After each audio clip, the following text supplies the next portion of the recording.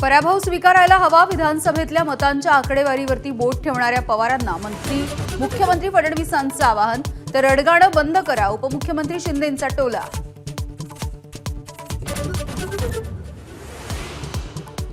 मतदारांना संशय असताना ईव्हीएमचा हट्ट का? मार्कडवाडीमध्ये पोहोचलेल्या शरद पवारांचा निवडणूक आयोगाला प्रश्न.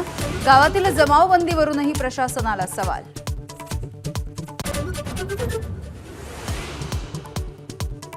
पवारांनी या वयामध्ये नौटंकी करू नये. मार्कडवाडीच्या मतदानाचा पॅटर्न जाहीर करत बावनकुळेंचं टीकास्त्र.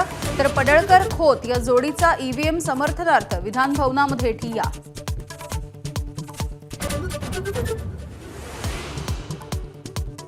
संजय राठोड आणि अब्दुल सत्तार यांना डच्चू मिळण्याची शक्यता. एकनाथ शिंदेंनी मांडलं आमदार आणि मंत्र्यांचं प्रगती पुस्तक. सरनाईक, खोतकर, गोगावले यांचं मंत्रीपद जवळपास निश्चित.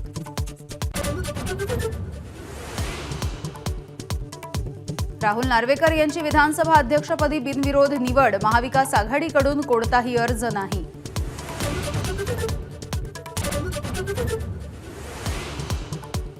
विरोधी पक्षनेतेपदासाठी महाविकास आघाडीचे नेते फडणवीसांच्या भेटीला. मुख्यमंत्र्यांकडून सकारात्मक प्रतिसाद मिळाल्याचा दावा.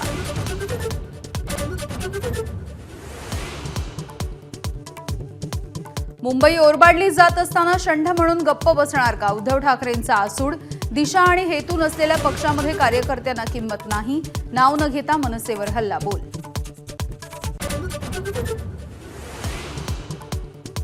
अबू आझमी भाजपची बी टीम. आदित्य ठाकरेंकडून ठपका.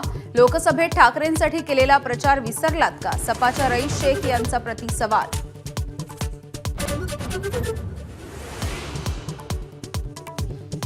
विधानसभेत ठाकरेंसाठी प्रामाणिकपणे काम केल्याचं सिद्ध करण्यासाठी रत्नागिरीच्या शिवसैनिकांची शपथ. पीर बाबर शेखच्या दर्ग्यामध्ये जाऊन सिद्ध केली निष्ठा.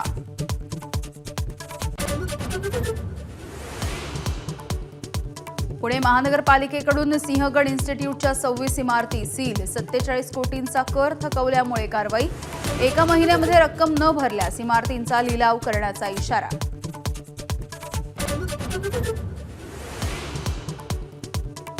नंदुरबारच्या अलसोदमध्ये महिलांनी बाटली आडवी करून दाखवली. दारूबंदीच्या विरोधात कौल घेण्यासाठी पार पडलं मतदान.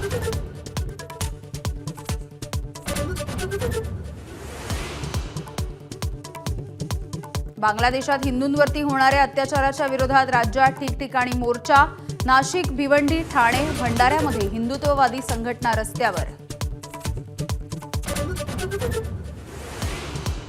आणि क्रिकेटच्या मैदानात टीम इंडियाची आज पराभवाची हॅट्रिक. ॲडलेड कसोटीमध्ये भारताचा 10 विकेट्सनी पराभव. ऑस्ट्रेलिया विरुद्धच्या वन डेमध्ये भारतीय महिलांची सुद्धा हाराकिरी. तर आशिया कप फायनलमध्ये सुद्धा युवा टीम इंडियाची हार.